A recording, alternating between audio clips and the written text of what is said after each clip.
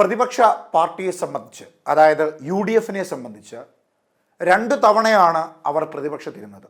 ഇനി ഒരു തവണ കൂടി കോൺഗ്രസ് പ്രതിപക്ഷത്തിരുന്നാൽ അത് പ്രതിപക്ഷത്തിന് തിരിച്ചടിയാകുമെന്നുള്ളത് മാത്രമല്ല, ഇടതുപക്ഷം കുറച്ചൊക്കെ ബോധോദയമുണ്ടായി വളർന്നു പടർന്ന് പഴയതുപോലെ ജനങ്ങൾക്കിടയിലേക്ക് സജീവമായി പ്രവർത്തിച്ചിറങ്ങുകയും കൂടി ചെയ്താൽ പിന്നീട് BJP വളർന്നു വരുന്ന സാഹചര്യത്തിൽ കോൺഗ്രസിന് കേരളത്തിലേക്ക് തിരിഞ്ഞു നോക്കേണ്ട അവസ്ഥ കൂടി ഉണ്ടാകില്ല. അതുകൊണ്ട് 3ാം തവണയും പ്രതിപക്ഷത്തിരിക്കാതിരിക്കുവാൻ വേണ്ടിയുള്ള എല്ലാ തന്ത്രപരമായ നീക്കങ്ങളും കോൺഗ്രസിൻ്റെ ഭാഗത്തുനിന്ന് ഉണ്ടാകുന്നുണ്ട്. അത് ഇന്നോ ഇന്നലെയോ തുടങ്ങിയതല്ല. ഉപതെരഞ്ഞെടുപ്പുകളിലെല്ലാം ശക്തമായ രീതിയിലുള്ള ടീം വർക്കോടുകൂടി മണ്ഡലങ്ങളെല്ലാം പിടിച്ചെടുക്കുന്ന തന്ത്രപരമായ ശൈലി, ആ ശൈലിക്ക് നേതൃത്വം നൽകുന്നതാകട്ടെ പ്രതിപക്ഷ നേതാവ് VD സതീശൻ. എന്നാൽ രാഷ്ട്രീയകാര്യ സമിതി യോഗത്തിൽ പ്രതിപക്ഷ നേതാവ് VD സതീശൻ തൻ്റെ 63 സീറ്റ് പ്ലാൻ അവതരിപ്പിച്ചപ്പോൾ അതിനെ വലിയ രീതിയിൽ ആ യോഗത്തിൽ എതിർക്കുകയുണ്ടായി. പ്രധാനമായും എതിർത്തത് AP അനിൽകുമാറാണ്. സ്വന്തമായി ഇത്തരത്തിലൊരു തീരുമാനമെടുത്ത് അത് സ്വമേധയാ നടപ്പാക്കുവാൻ താങ്കൾക്കാരാണ് അധികാരം തന്നത് എന്ന തരത്തിലേക്കുള്ള ചോദ്യങ്ങളായിരുന്നു AP അനിൽകുമാർ പ്രതിപക്ഷ നേതാവ് VD സതീശനെതിരായി യോഗത്തിൽ ഉയർത്തിയത്. ഏകപക്ഷീയമായ തീരുമാനമെടുക്കുന്ന ശൈലിയൊന്നും കോൺഗ്രസിൽ ഇല്ല എന്നും ഒറ്റക്കെട്ടായി തീരുമാനമെടുത്ത് മുൻപോട്ട് പോകുവാൻ കഴിയുന്നെങ്കിൽ മാത്രമേ താങ്കൾക്ക് ആ പദവി അലങ്കരിക്കുവാനുള്ള യോഗ്യതയുള്ളൂ എന്ന തരത്തിലേക്കുള്ള വാദങ്ങളൊക്കെ ആയിരുന്നു AP അനിൽകുമാറിന്റെ ഭാഗത്തുനിന്ന് ഉണ്ടായിരുന്നത്. എന്നാൽ ഇപ്പോൾ ഹൈക്കമാൻഡ് പ്രതിപക്ഷ നേതാവ് പറഞ്ഞ കാര്യങ്ങൾ ശരിവെക്കുകയാണ്. പ്രതിപക്ഷ നേതാവ് മുൻപോട്ട് വെച്ചത് 2001 കോൺഗ്രസിന്റെ കുത്തക മണ്ഡലങ്ങളായി അന്ന് പിടിച്ചെടുത്തിരുന്ന 63 സീറ്റുകൾ, അത് കോൺഗ്രസിനെ സംബന്ധിച്ച് നിഷ്പ്രയാസം പിടിച്ചെടുക്കുവാൻ കഴിയുന്ന മണ്ഡലങ്ങൾ തന്നെയാണ്.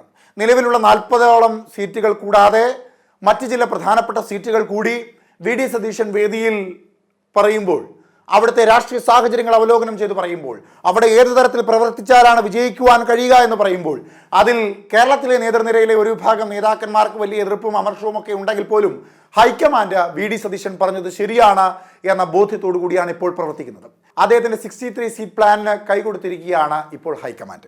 അതിൽ പ്രധാനമായി നമ്മളിന്ന് ചർച്ച ചെയ്യുന്നത് 4 ജില്ലകളാണ്. ആ ജില്ലകൾ പ്രതിപക്ഷ നേതാവിന്റെ ജില്ലയോട് ചേർന്ന് നിൽക്കുന്ന ചില ജില്ലകളാണ്. ഒന്ന് തൃശ്ശൂർ, മറ്റൊന്ന് എറണാകുളം, ഇടുക്കി, കോട്ടയം, തൃശ്ശൂർ അടങ്ങുന്ന 4 ജില്ലകൾ. അതിൽ തൃശ്ശൂരിലേക്ക് വന്നാൽ BJPക്ക് അക്കൗണ്ട് തുറക്കുവാൻ സാധ്യത ഒരുക്കി കൊടുത്ത തൃശ്ശൂർ ലോക്സഭാ മണ്ഡലം ഉൾപ്പെടുന്ന തൃശ്ശൂർ ജില്ലയിലേക്ക് വരുമ്പോൾ നിലവിൽ അവിടുത്തെ രാഷ്ട്രീയ സാഹചര്യം BJP വളർന്ന് നിൽക്കുന്ന ഒരു രാഷ്ട്രീയ സാഹചര്യമാണ്. പാലക്കാട് പോലെ ശക്തി കേന്ദ്രമായി BJP കണക്കാക്കുന്ന ഒരു ജില്ലയാണ്. എന്നാൽ കോൺഗ്രസിനെ സംബന്ധിച്ച് കോൺഗ്രസിന്റെ പൈതൃകം ഒരുപാടുള്ള ഒരു ജില്ലയാണ്.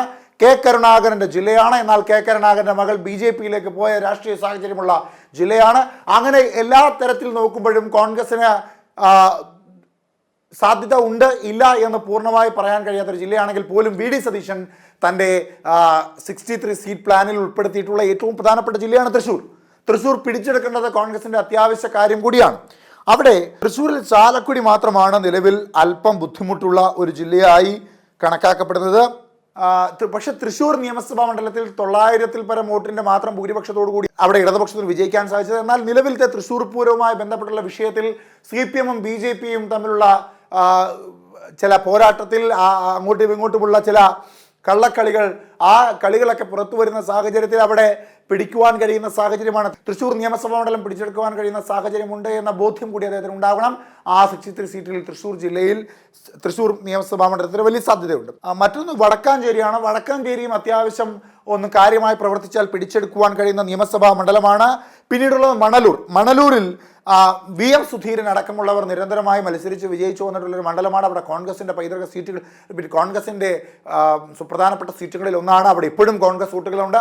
ആ കോൺഗ്രസ് വോട്ടുകൾ ഏകീകരിച്ചുകൊണ്ട് നിലവിലുള്ള ഭരണവിരുദ്ധ വികാരത്തെ കൂടി മുതലെടുത്ത തൃശ്ശൂരിലെ പ്രാദേശിക BJP പ്രശ്നങ്ങൾ കാര്യമായ രീതിയിൽ ചർച്ചയ്ക്ക് കൊണ്ടുവന്നുകൊണ്ട് മണലൂർ പിടിച്ചെടുക്കുവാൻ കഴിയുന്ന സാഹചര്യമുണ്ട് എന്ന കണക്കുകൂട്ടലുകൾ അദ്ദേഹത്തിന് ഉണ്ടാവാം. മറ്റൊരു പ്രധാനപ്പെട്ട കാര്യം PA മാധവൻ അനായാസം വിജയിച്ചു വന്നൊരു മണ്ഡലം കൂടിയാണത്. മറ്റൊന്ന് ഇരിങ്ങാലക്കുടയാണ്. ഇരിങ്ങാലക്കുട വളരെ എളുപ്പത്തിൽ പിടിച്ചെടുക്കുവാൻ കഴിയുന്ന മണ്ഡലമാണ്. 5000 വോട്ടിൻ്റെ മാത്രം വ്യത്യാസമാണ് ഇപ്പോൾ മന്ത്രിയായിരിക്കുന്ന ബിന്ദുവും 5000 വോട്ടിൻ്റെ വ്യത്യാസം മാത്രമാണുള്ളത്. മറ്റൊന്ന് കുന്നംകുളത്തേക്ക് വരുമ്പോൾ AC മൊയ്തീൻ ആണ് ഇപ്പോൾ അവിടുത്തെ MLA. AC മൊയ്തീനെ സംബന്ധിച്ച് കരുവണ്ണൂർ വിഷയത്തിൽ വലിയ കോലാഹലങ്ങളും പ്രശ്നങ്ങളും നടക്കുന്ന ഒരു മണ്ഡലമാണ്. ആ മണ്ഡലത്തിൽ സാമ്പത്തിക ക്രമക്കേടുമായി ബന്ധപ്പെട്ടുകൊണ്ട് ഇടതുപക്ഷത്തോട് വലിയ എതിർപ്പും അമർഷവും ഒക്കെ ഉള്ള വോട്ടർമാർ നിരവധിയുള്ള ഒരു മണ്ഡലമാണ്. സർക്കാർ ഭരണവിരുദ്ധ വികാരത്തിൽ ഏറ്റവും പ്രധാനപ്പെട്ട ഒരു വിഷയമായ കരുവണ്ണൂർ ബാങ്ക് തട്ടിപ്പ് നടന്ന ഏറ്റവും പ്രധാനപ്പെട്ട മണ്ഡലം. ആ മണ്ഡലത്തിൽ കോൺഗ്രസ് രാഷ്ട്രീയം മുൻപോട്ട് വെച്ചുകൊണ്ട് ശക്തമായ രീതിയിൽ ഒറ്റക്കെട്ടായി പ്രവർത്തിച്ചാൽ നിഷ്പ്രയാസം പിടിച്ചെടുക്കുവാൻ കഴിയുന്ന ഒരു മണ്ഡലം കൂടിയാണ് ഈ പറഞ്ഞ കുന്നംകുളം മണ്ഡലം. പിന്നീടുള്ളത് കൊടുങ്ങല്ലൂരാണ്. കൊടുങ്ങല്ലൂരിനെ സംബന്ധിച്ച് പ്രതിപക്ഷ നേതാവ് VD സതീഷിന്റെ മണ്ഡലത്തോട് ചേർന്ന് നിൽക്കുന്ന മണ്ഡലം, പറവൂർ മണ്ഡലത്തോട് ചേർന്ന് നിൽക്കുന്ന മണ്ഡലം.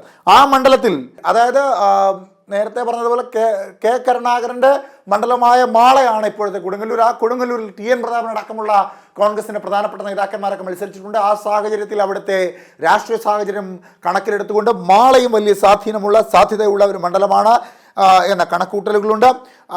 അതായത് നിലവിൽ തൃശ്ശൂരിൽ ഉള്ള ആകെ സീറ്റ് ചാലക്കുടി മാത്രമാണ്. നിലവിൽ തൃശ്ശൂരിൽ ഉള്ള കോൺഗ്രസിന്റെ സീറ്റ് ചാലക്കുടി മാത്രമാണ്. ആ ചാലക്കുടിയുടെ ഒപ്പം ഈ പറഞ്ഞ സീറ്റുകൾ കൂടി പിടിച്ചെടുത്താൽ, അതായത് വടക്കാഞ്ചേരി, മണലൂര്, അതുപോലെ ഇരിങ്ങാലക്കുട, കുന്നംകുളം, കൊടുങ്ങല്ലൂർ പോലെയുള്ള മണ്ഡലങ്ങൾ കൂടി പിടിച്ചെടുത്താൽ, തൃശ്ശൂർ മണ്ഡലം കൂടി പിടിച്ചെടുത്താൽ 7 സീറ്റ് എന്ന രീതിയിലേക്ക് തൃശ്ശൂരിൽ ഉയർത്തിക്കൊണ്ടുവരുവാൻ കഴിയുമെന്ന് VD സതീഷിന്റെ കണക്കുകൂട്ടലുകൾ ഉണ്ടാകാൻ സാധ്യത ഏറെയാണ്. മറ്റൊന്ന് എറണാകുളമാണ്. എറണാകുളത്താകെയുള്ള 14 നിയമസഭാ മണ്ഡലങ്ങളിൽ 9 UDF ആണ്. മിച്ചം വരുന്ന സീറ്റുകൾ കൂടി പിടിച്ചെടുക്കുക എന്ന തന്ത്രപരമായ നീക്കത്തിന്റെ തുടക്കം കുറിക്കുകയാണ് പ്രതിപക്ഷ നേതാവിന്റെ ജില്ലയാണ് എറണാകുളം. കൂടാതെ കോൺഗ്രസിന്റെ ഏറ്റവും കരുത്താർന്ന ജില്ലയിൽ ഒന്നാണ് എറണാകുളം. ഇടതുപക്ഷത്തിന്റെ കണ്ണൂർ എന്ന് പറയുന്നത് പോലെ കോൺഗ്രസിന്റെ എറണാകുളം അത്രമേൽ ശക്തിയാർജിച്ച് നിൽക്കുന്ന ഒരു മണ്ഡലമാണ്. സജീവമായ പ്രവർത്തനങ്ങളുള്ള ഒരു മണ്ഡലമാണ്. എല്ലാ തരത്തിലും നേതാക്കന്മാരുടെ ശ്രദ്ധ എത്തുന്ന ഒരു മണ്ഡലമാണ്. അതുകൊണ്ട് 5 സീറ്റ് കൂടി പിടിച്ചുകൊണ്ട് മുഴുവൻ സീറ്റിലും വിജയിക്കണമെന്ന കരുതലാണ് പ്രതിപക്ഷ നേതാവിന് അവിടെ ഉള്ളത്. കളമശ്ശേരി, കൊച്ചി, കോതമംഗലം, കുന്നത്തുനാട് പോലെയുള്ള മണ്ഡലങ്ങൾ, ഈ മണ്ഡലങ്ങളാണ് നിലവിൽ വലിയ ബുദ്ധിമുട്ടുള്ള മണ്ഡലം. അതിൽ വൈപ്പിനാണ് കുറച്ചുകൂടി ഏറെ ബുദ്ധിമുട്ടുള്ള ഒരു മണ്ഡലം. എന്നാൽ കളമശ്ശേരിയിൽ എന്തുകൊണ്ട് ഇടതുപക്ഷം വിജയിച്ചു എന്നാൽ അതിൽ പാലാരിവട്ടം പാലം വലിയ പ്രധാനപ്പെട്ട ഘടകമാണ്. ആ പ്രശ്നത്തെ കൃത്യമായ രീതിയിൽ നോട്ടീസ് ചെയ്ത് ആ പ്രശ്നത്തിലേക്ക് കൃത്യമായ രീതിയിൽ ശ്രദ്ധ കൊടുത്തുകൊണ്ട് പ്രവർത്തിച്ചു കഴിഞ്ഞാൽ നിഷ്പ്രയാസം പിടിച്ചെടുക്കുവാൻ കഴിയുന്ന ഒരു മണ്ഡലം തന്നെയാണ് കളമശ്ശേരി എന്ന കണക്കൂട്ടൽ കോൺഗ്രസിനെ സംബന്ധിച്ചുണ്ട്. പിന്നീട് കൊച്ചിയാണ്. കൊച്ചിയിലെ ചില പ്രാദേശിക പാർട്ടി തെറ്റിദ്ധാരണകൾ ഒഴിവാക്കിയാൽ ഒറ്റക്കെട്ടായി പ്രവർത്തിച്ചുകൊണ്ട് പിടിച്ചെടുക്കുവാൻ കഴിയുന്ന ഒരു മണ്ഡലം തന്നെയാണ് കൊച്ചി. കോതമംഗലത്തിലേക്ക് വരുമ്പോൾ കോതമംഗലത്തെ വന്യജീവി പ്രശ്നങ്ങളാണ് ജനങ്ങളെ അലട്ടുന്ന ഏറ്റവും പ്രധാനപ്പെട്ട പ്രശ്നം. അവിടുത്തെ MLAക്കെതിരെ രൂക്ഷമായ രീതിയിലുള്ള പ്രതികരണങ്ങളൊക്കെ ജനങ്ങളുടെ ഭാഗത്തുനിന്ന് ഉണ്ടായിട്ടുണ്ട്. ആ ഭരണവിരുദ്ധ വികാരം, വന്യജീവി ആക്രമണം, ഇതൊക്കെ മുതലെടുത്തുകൊണ്ട് പ്രാദേശിക പ്രശ്നങ്ങൾക്ക് കൂടുതൽ പ്രാധാന്യം നൽകിക്കൊണ്ട് പ്രവർത്തിക്കാൻ തന്നെയാണ് കോൺഗ്രസ് തീരുമാനിച്ചിട്ടുള്ളത്. അങ്ങനെ വരുമ്പോൾ ഈ പറഞ്ഞതുപോലെ കോതമംഗലത്തിനും വലിയ സാധ്യത കോൺഗ്രസ് കരുതുന്നുണ്ട്. ഈ 2 ജില്ലകളിൽ ഈ മണ്ഡലങ്ങൾ വളരെ പ്രധാനപ്പെട്ടതാണ്. ഈ മണ്ഡലങ്ങളെല്ലാം പിടിച്ചെടുക്കുവാനുള്ള തന്ത്രപരമായ നീക്കത്തിന്റെ ചുക്കാൻ പിടിക്കുകയാണ് പ്രതിപക്ഷ നേതാവ് VD സതീശൻ.